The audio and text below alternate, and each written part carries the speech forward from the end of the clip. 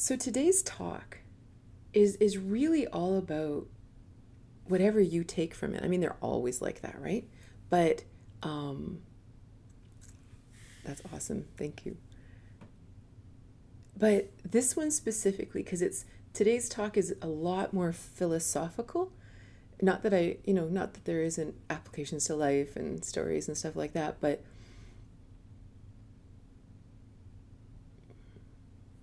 today's a lot more about questioning assumptions, questioning the very assumptions that are inside of us that may actually be causing us a lot of pain and causing us suffering.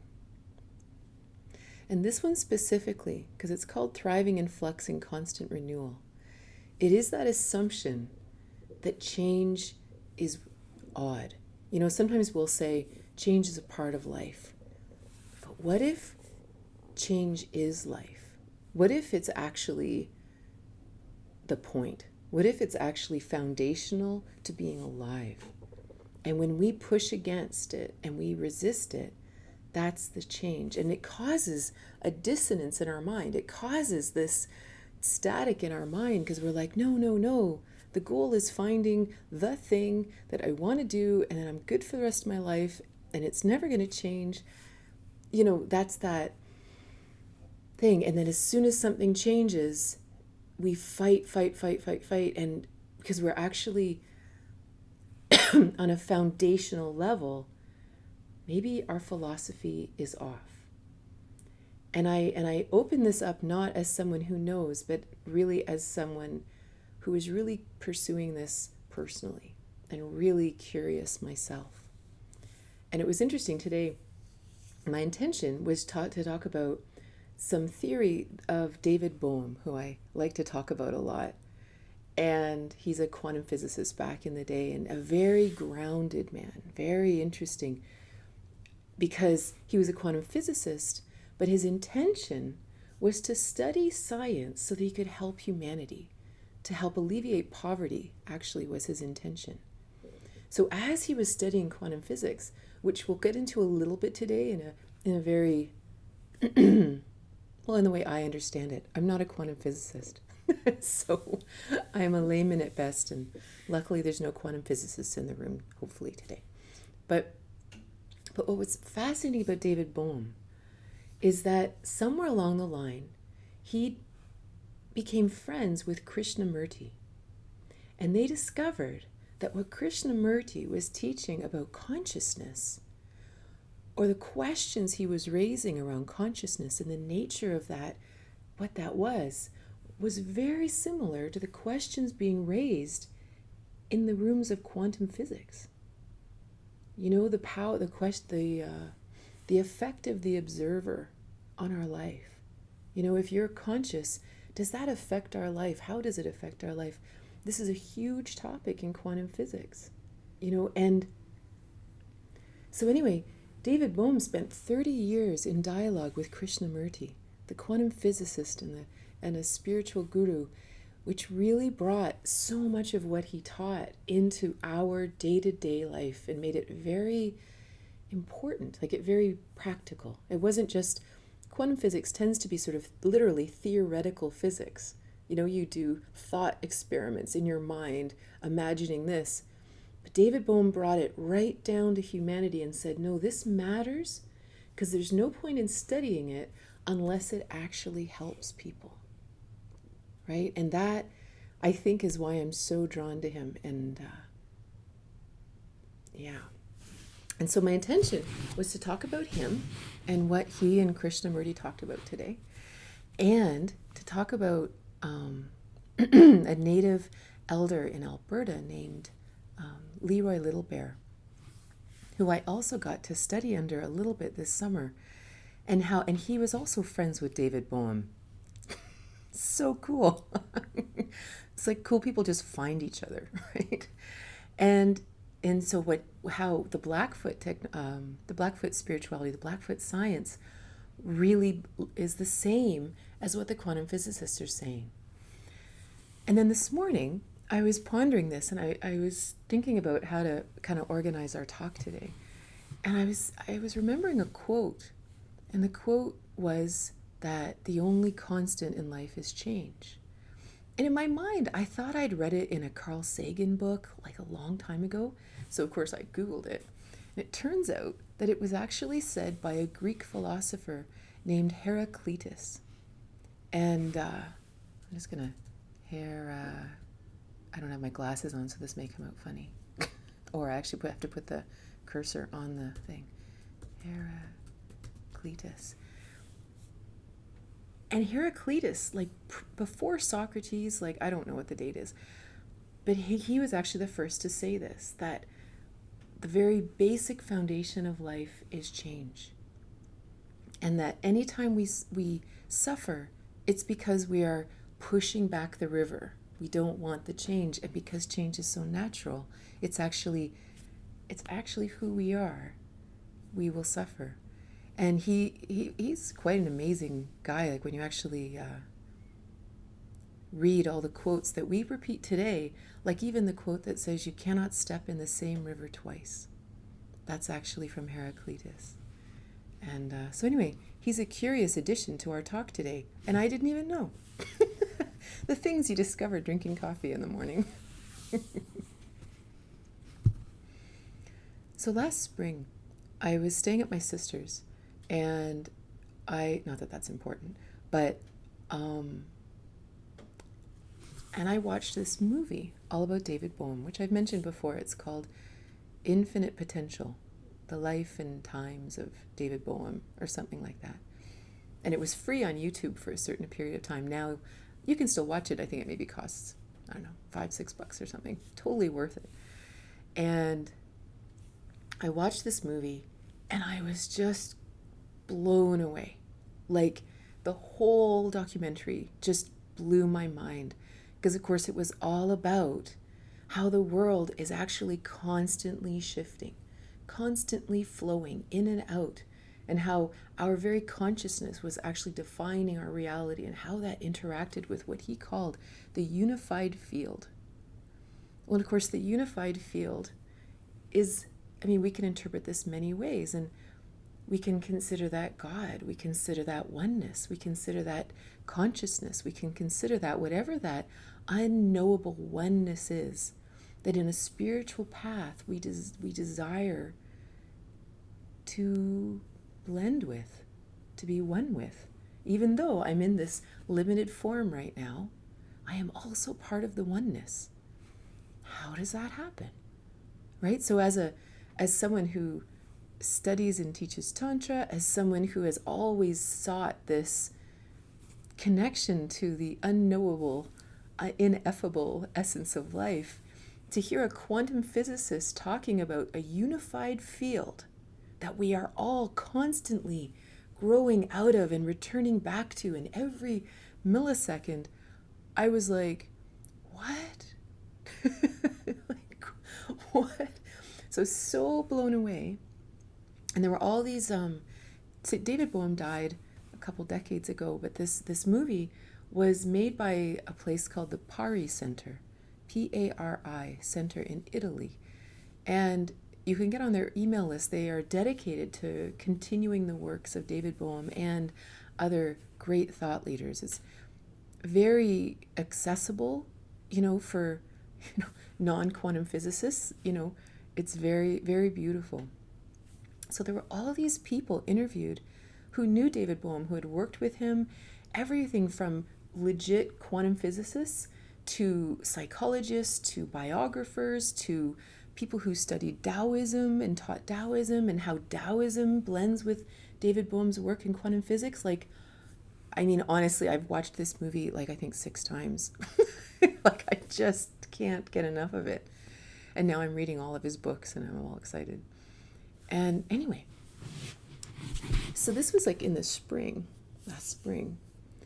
And so, of course, I start looking up the Pari Center and I start looking all this up. Well, it turns out that they normally would be having conferences where people would come and speak who had worked with David and all that kind of thing.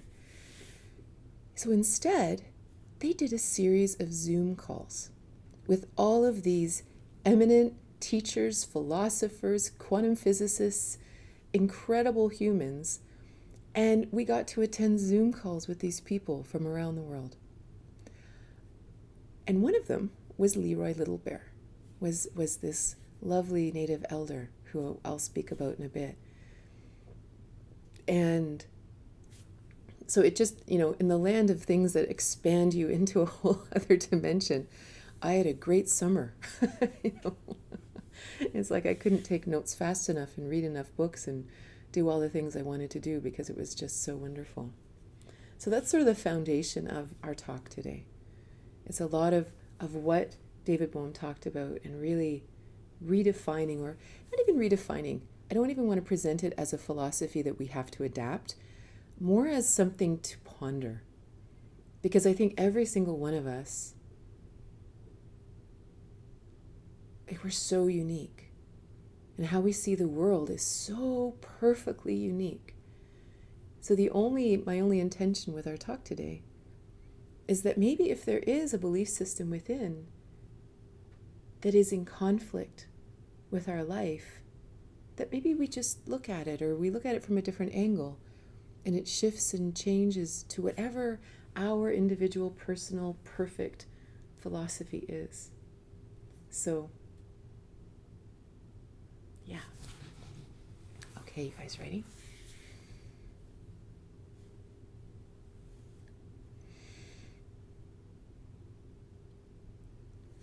So one of the foundations of this is the balance between chaos and order. And, when I teach about the masculine feminine, these are two things that actually beautifully work together, right? Chaos isn't bad. It's just sort of this infinite creative potential that has no order. It's just sort of this interesting, I don't know, I almost see it like a swirling pool of possibility, right? And what creates order out of it is a question, which Leroy Little Bear will tell us in a minute. Oh, that sounded so evil the way I did that. It's like, we have to wait. But, so this is chaos. It's not a bad thing, right? And then there's order, right? Which is almost like the lines within which we get to color, or where we get to color around, or whatever. But having structure and chaos in our life, having both, makes life really wonderful, right? It's fantastic. It's like the artist who gets to create, and maybe they have a little job on the side that makes enough money that they can rent a studio and buy canvases, right? It's the perfect balance. Or they find a benefactor who gives them a room because they just desperately want to have that in their life, and now that structure of the benefactor and that chaotic creation of the artist blends together for beautiful creation. Right? So chaos and order ideally work together, and we don't squash the chaos and we don't impose order. So here is the first assumption that I'm unpacking myself. Classical physics believes that there is order in everything, right? That the world is actually perfectly ordered. We are chaos because humans are crazy.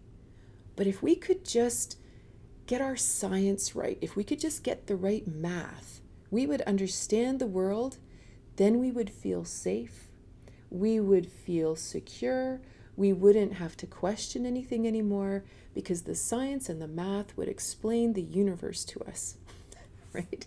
So this is the goal of classical physics, or what we would call Newtonian physics, what Isaac Newton said, no, here are the laws of the universe. Right? And then we can go, whew, thank goodness, now we understand it. We can now, we can relax. So then along comes, so one time they did an experiment a couple years ago. And they took, imagine a wall, and I'm going to kind of make it bigger than it is because, physically bigger than it is. It's a much smaller experiment. But imagine you take a wall. So this is called the double slit experiment. They took a wall and they took 2 holes in it, right? So imagine you have a wall, you have 2 holes in it, and you take a flashlight and you shine the flashlight at the wall. So a couple hundred years ago, before they had the technology of looking in electron microscopes and inside an atom and all that good stuff, they shone the light at the wall, and the light went through both holes in this beautiful ripple effect, this beautiful wave pattern, just like as if you dropped two stones in a pond, they would have a ripple effect, and the ripple effect kind of interacted with each other, right? This is exactly the same pattern that went through the holes. So a couple hundred years ago, our linear thinking physicists said, aha, light is a wave. Whew, glad we figured that out, right? So then then 100 years later, they had better technology, and they said, but what if we could shine a single photon? Like imagine, I'm going to say a particle of light, even though they believed it was a wave, but if they could send a single photon against the wall, what would happen? So they sent the single photon against the wall, and this beautiful wave pattern went through both holes. And all the physicists went, what? How can a single bit of light go through two holes at once and then create a wave pattern? That's weird. And then sometimes it would go through one hole, and sometimes it would go through the other hole. And they were like, what's going on? This isn't following the rules, right? This isn't right, right?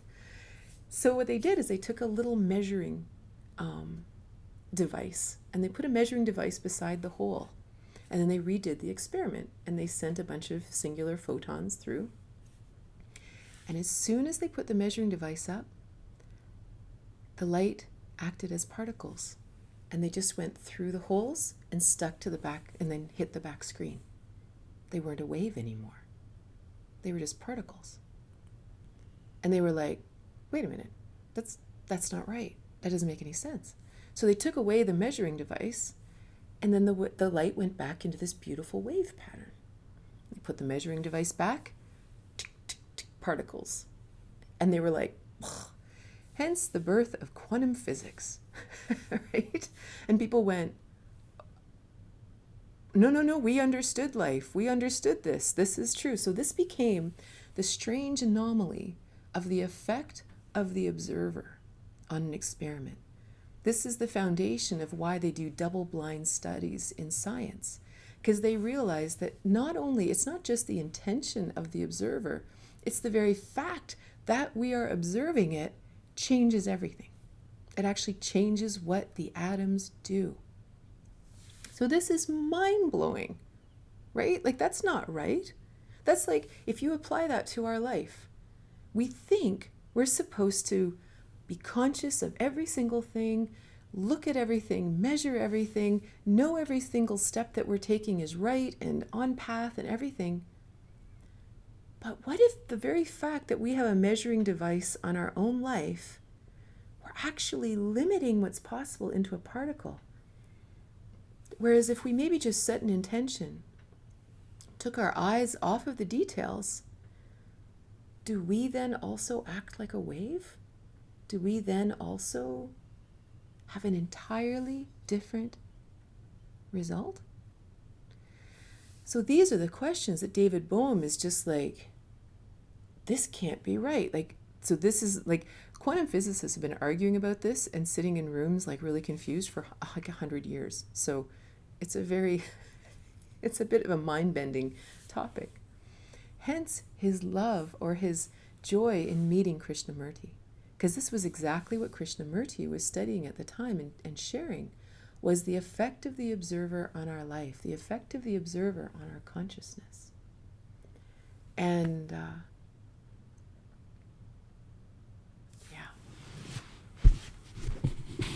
hold on, I'm just going to read your comments. I don't normally read comments so much, but this topic's a bit different, right? Yes. Okay, awesome. You guys are great. So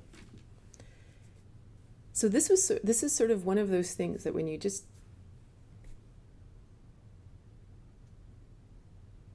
and you know what's great about talking about quantum physics and spirituality is that it's not even woo-woo, right? Suddenly when we talk about the fact that there is an infinite field out there that is affecting us and changing us, and simply the effects of our consciousness, and this is actually altering reality, this isn't even flaky. It's physics. This like tickles me on such a deep level. I just love it when worlds collide. Well, I guess it means it's all perfect, right? Okay, so now I'm going to talk a little bit about what David Boehm's theory was. And this is one of his foundational theories, and it uses a bit of curious language, which I'd never heard before I was studying him. So I am going to just write this in the thing, in the chat. So what he talked about, the unified field, he described this as the implicate order. Implicate order. And this was sort of this unified field that was in constant change and flux and movement and infinite potential. Not that that sounds like anything, right? And then from that implicate order, the physical world is unfolded, almost like an origami, like we are unfolded, and everything physical in the world is unfolded from the implicate order. And the physical world he called the explicate order. Again, the words aren't important, but it's just easier for my brain if I use his terminology. So imagine that the world is perpetually a shifting from this explicate order that we are, that this computer is, that the trees are, the explicate order. And then that explicate order is constantly enfolding back into the implicate order and then unfolding into the explicate. And the belief in this constant change is that this is what's happening constantly in our lives. And it's interesting, the enfolding, one of his examples is like if you have dough or a mix that you're mixing to cook, and you took an egg. Here's an egg in the explicate order, and you're going to enfold it into the dough. So you're going to crack it, put it in, and you're going to stir it until it actually is gone. It's not gone. It's just now back in the implicate order, right? So this is, if you imagine that we are constantly enfolding and unfolding, enfolding and unfolding. This is this constant flux. So next thing you know, so anyway, this is sort of his foundation that, and if you imagine that, as you walk through life, this is where, if you change your mind about something, if you decide, you know what, I'm gonna run a marathon. So from here on in, I'm gonna start training and I'm gonna start eating differently because I'm gonna run a marathon. Your very intention, you are now constantly enfolding and unfolding, but now because that intention has shifted, you're going to unfold differently than you did here, right? This is this power of consciousness. Because every time we shift, whatever beliefs we hold in this moment dictates how we unfold, how we manifest. And then as soon as we actually shift something fundamental within us, the world changes. We change. What's that all about, right?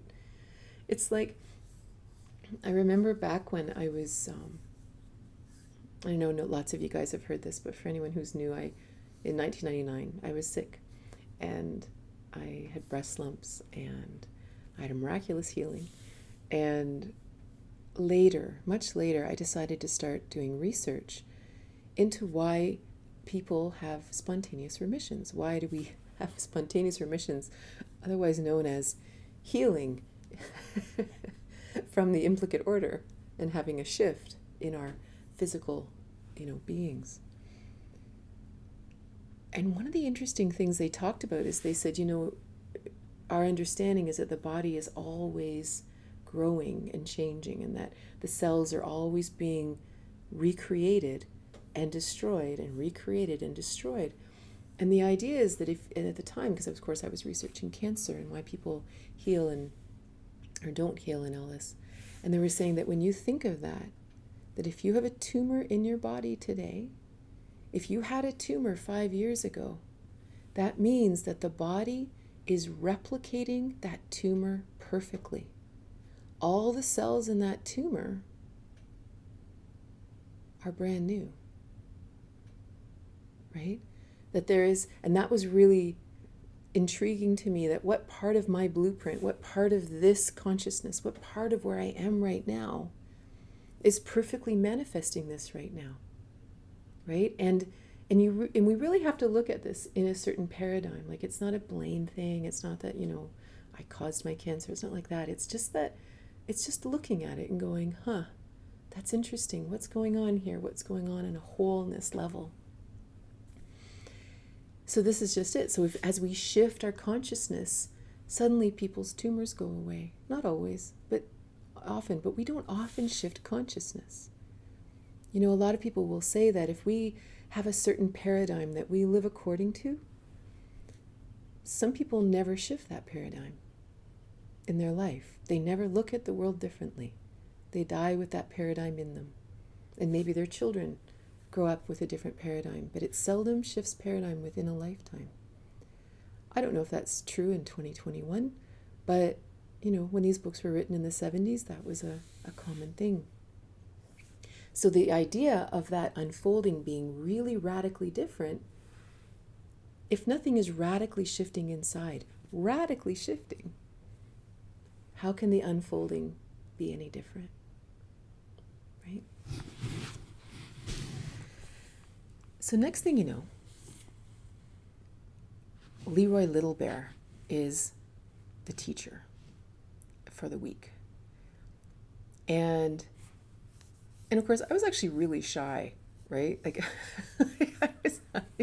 I was a little shy about asking questions and things. So he was talking about, the native, like, for example, when he first met David Bowen, he went back to, he went back to the elders, and he explained to them the equation E equals mc squared, that energy is simply matter times the speed of light squared, or is matter and energy are interchangeable based on this variable, to say something is multiplied by the speed of light squared doesn't actually mean anything. It's just a pile of English words strung together. But some kind of interesting aspect of light transforms matter and energy, right? When, of course, the elders just looked at him and said, well, of course. That makes total sense. The world is constantly in flux. The world is constantly shifting. The entire universe is made of energy waves that is in constant flux and constant creation. And this is foundational to the Blackfoot spirituality and science, is that everything is in constant flux. That spirit, the very foundation of what we're made of, is in flux. Right? Because they believe that we are made of spirit, and spirit is in flux. So I'm like sitting there just going, what is going on? Like, my brain is exploding at this point. And I'm thinking, oh my God, like, have I brought this classical physics idea of, the world is solid, the world is steady, and I can understand it if I just get smart enough. Have I applied that to my spirituality? Have I applied that to my sense of God? That God is, and again, I like the word God, but it's not for everybody, so just replace it with your term or whatever you understand. Have I believed that God is also this solid, singular, stable place, that if I can just release my own chaos long enough to actually sit still, I can feel the quiet and stability of God? Like, have I imposed that same scientific, perhaps incorrect assumption on my connection with God? Because, of course, at the time, I was really wrestling. I was wrestling with the world. I was wrestling with what was going on. And I was like, I'm not finding that safe place. I'm not finding that place inside of me that I can normally go to and just be still and happy. So, of course, the timing was perfect for this talk, of course, right? So I asked a question in the chat of the Zoom call because I was too intimidated to ask Leroy Little Bear. And anyway, and I said, I fear that I have imposed this same classical physics ideal on my idea of God. And I'm having crises of faith because of it, because I'm not finding that solid base that I'm looking for. And anyway, and of course then the facilitator said, oh, I see there's a question from Katrina. Would you like to ask Leroy your question? There's just no point hiding. You just have to just give her, I guess, sometimes. So again, I asked this question and I said, I'm not finding that foundation. I'm not finding the structure I want. It was almost like I too, in the terms of this structure and chaos, I was assuming that God or my spiritual path was my structure and the world was chaos. And I just had to do the right meditations or the right something so that I could find structure within. So he listens.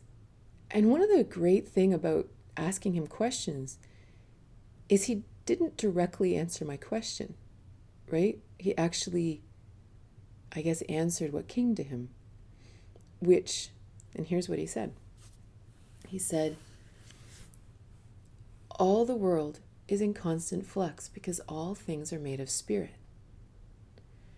And he talked about the 4 forces in the universe.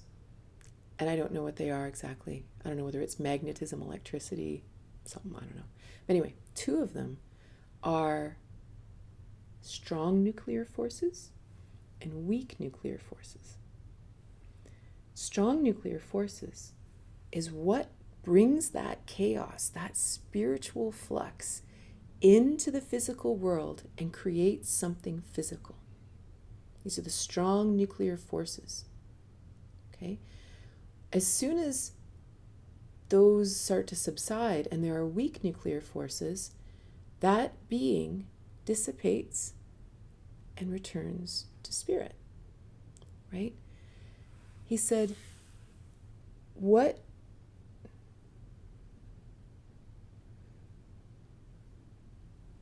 says, as a human being, what generates this? Oh, that's right, because I asked him, I said, well, what generates the strong nuclear forces? Like, how does that happen? And he said, the will to live, the will to be here. That every single human on the planet, when we truly desire to be here, when there is and not just the will to live, like the want to live, but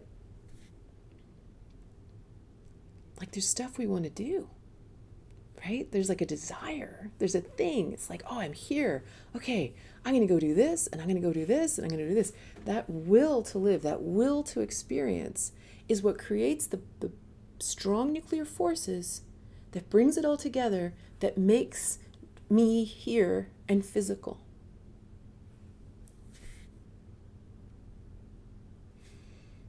Which, of course, brings us back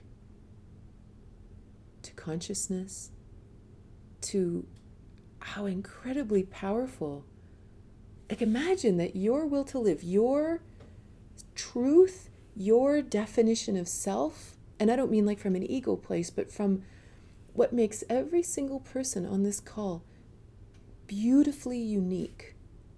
Every single one of us has a different aspect that we see the world kind of through the diamond that we all are. And it's through us actually honoring that uniqueness. Because as soon as we're unique, we matter. Like we're actually important. Right? If we're fitting into a mold, if we're just simply doing what others want us to do, family, society, the church, whoever, our teachers, do we really exist? Is there any reason for us to be here? But if we really go inside and we really honor who we are and we have the exploration that we can have, we will be in this constant state of beautiful renewal. And you know this. It's like you're sitting there and you're like, okay, here's me. And imagine us enfolding and unfolding from God, right? From this beautiful, like, and I don't know the answer to this, but is part of a spiritual path is, how do we connect? How do we have this blending with the divine and the physical? What does that look like? Is it just through prayer? Is it just through intuition, which is normally how I see it, right? But what if it's more than that? What if it's in every single second that we are literally integrating with the divine, infinite,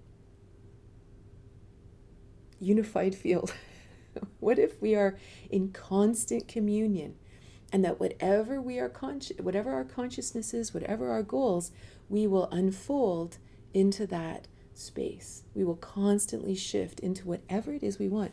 It's kind of like that saying that, once you set an intention, the universe conspires to make it happen. All these different ways of understanding it.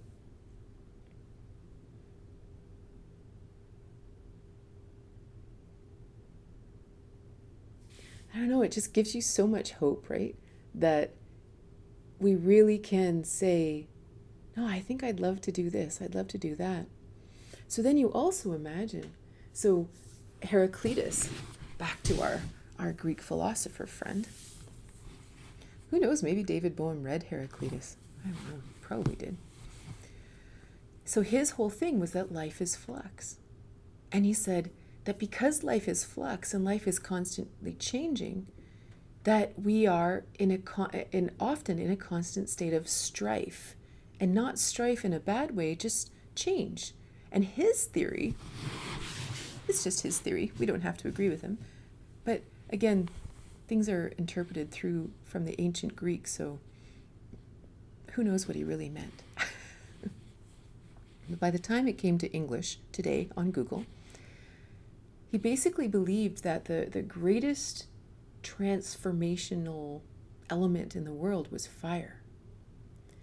And that it's through that all creation and growth happens. So if you imagine that how often in life we avoid fire. And I don't mean fire in a bad way. I mean the transformational heat of life. Right? It's almost like we've been told, no, go for comfort. Go for the one. Just know the thing. Just stay there, hold strong, and just battle anyone who tries to take it away from you, kind of idea, right? And instead, he's like, no, this is constant growth. And he even went so far as to say that all living things are in a constant state of change. If they stop changing, they are essentially no longer living. And we see this. Nature is the perfect example. Nature, if you go into the woods, every single day it is different. Every tree is different. Every blade of grass is different. Every bird is different. It is different every single day. And it is in a constant state of change. And we love nature, right? But nature is alive. It's shifting and growing and changing, and it's wonderful, right? And the things we would consider inanimate, it was interesting. One of the things Leroy, Little Bear, would talk a lot about is how they believed that all things were imbued with spirit, animate and inanimate, which is fascinating. My mind isn't really, I'm still not quite grasping it. In my deepest cell, I love it, but I can't quite grasp it. But in the land of what we're talking about here, and sort of alive and not alive, obviously not understanding the Blackfoot understanding. But if you go into the woods, what are the only things that haven't changed? The stones. Everything else is different. The soil is different. The water is different. The moss on the stones is different. Everything alive is in constant change. this has altered this topic, and I'm going to look at your comments in a second. So if you have questions that you asked earlier that I won't be able to see, feel free to ask them again so that I can see them in the chat. But the idea of waking up every day and knowing that at our foundational level we are made of spirit, and spirit is in constant flux.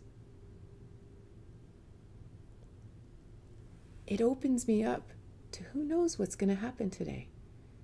And then instead of fighting it and trying to control it and trying to control the chaos, you just hold strong in your consciousness. This is the structure. This is the quiet space as we weave through whatever has shifted and changed today. Even the whole self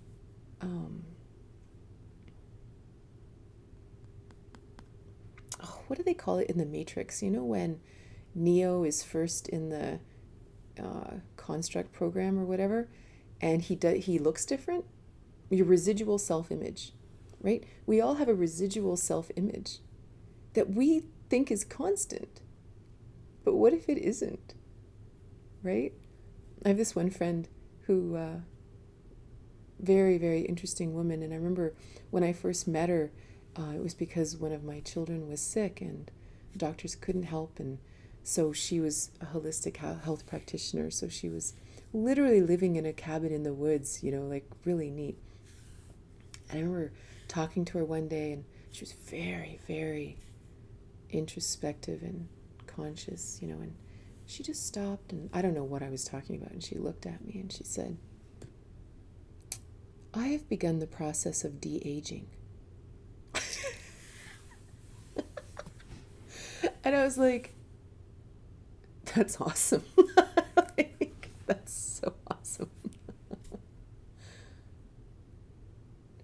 Because I think it's 100% real. I did a talk a couple weeks ago about timelessness and immortality. That this, to me, is very foundational to how I see the world. That I really believe that when we live in the moment, I'm not sure we age. I'm not sure it's not just the constructs that we're imposing on the implicate order or on the unified field, and we're just simply manifesting what we've been told. I'm not so sure. Okay, I'm going to answer your questions or look at your comments anyway. How would you shift consciousness? So the funny thing about shifting consciousness, because it's a really good question, is that how do you find comfort in the idea of a changing spirit? That's a good question.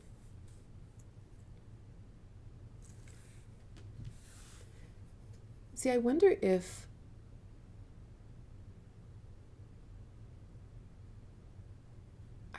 this is sort of what Heraclitus, I don't even know how to pronounce it.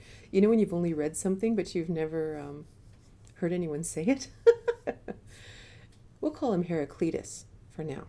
Who knows if that's how you really say it. You wonder if that's maybe part of what he meant when in the idea that fire is the transformative element. That when we come to a place that the world pushes back, like something it's not right. Like it's kind of like if I have a foundational belief that says reality is solid, and if I'm not experiencing solidness, something's wrong with me or something's wrong with the world. Well, you don't have to be alive very long to know that that's just not true, right? And then all of a sudden we have loss and we have this and we have change and we have all these things, and it almost forces us to either shift our philosophy or we choose not to shift our philosophy and we oversimplify the world, or we sort of die a little, right? We just like, no, I'm holding strong. I'm going to put up big walls to the world or something. We do something. But if we accept that change is natural or something, and we say, okay, this is important. It's sort of like the difference between Einstein once said that the most important question you have to ask yourself is whether you believe the world is a safe place or not. And I mean, that can be interpreted in a million different topics. But how I have interpreted that in my life in one way is that what that means is when anything comes across my path, I do assume it's for my best interest. It's for the good of my journey. Even if it's awful. Like even if it's really painful. I assume that I may not understand it, but one day I might. You know, it's like Steve Jobs used to say that you can only connect the dots in hindsight. Right? But if you don't believe the world is a safe place, then even the good things that come along, then you're just terrified of losing them. And if bad things happen, well, that's just the world. The world's just shit and I'm just a loser and, you know. And I think it's in those moments when something comes across your path and you just don't know what to do with it. And it creates such dissonance inside of you. The fire rises if we let it. It's almost like thinking of alchemy, right? That you have this cauldron, you put in all the pieces, and then you heat the fire and you change.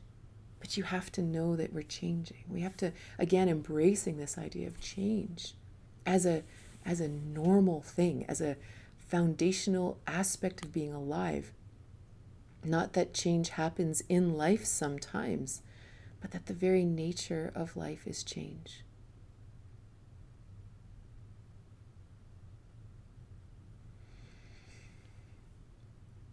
So there's another question about how do I find peace in a changing spirit?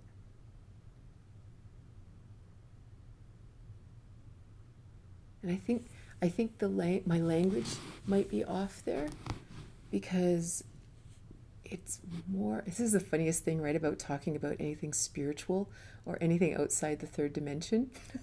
Our language is so awful. It's just very limited.